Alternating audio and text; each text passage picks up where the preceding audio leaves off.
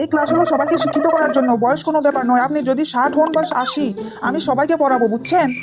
Sir, আমরা তো পড়তে এসেছি, কিন্তু আপনার এত জোরে চিৎকার হাতের সমস্যা বাড়ে, একটু আস্তে বলুন। আচ্ছা ঠিক আছে, এখন সবাই বই খুলুন। স্যার, বই তো সাথে আনিনি, তবে আমার বইয়ের রান্নার রেসিপির খাতা এনেছি, তবে কি চলবে?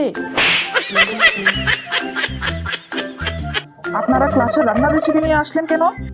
স্যার, বয়স তো আর কম না, আমাদের কাজও তো অনেক, আর রান্নার টিপস এখনোই দরকার হয়। লিখতে পারলে কিছু লিখুন, আমি বোর্ডে লিখছি।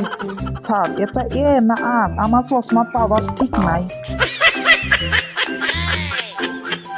আমার ধৈর্য শেষ হচ্ছে, এইবার সবাই মিলে একটা কবিতা লিখুন। স্যার, আমার একটাই কবিতা জানা আছে, এই বয়সে দাঁত পড়ে গেছে, চুল সব ঝরে গেছে, এটাই লিখি স্যার। উফ আল্লাহ, আমি কি করতে এসেছি?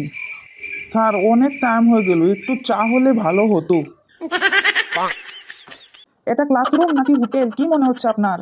স্যার, যেখানেই থাকি না কেন, নেশা তো নেশাই হয়।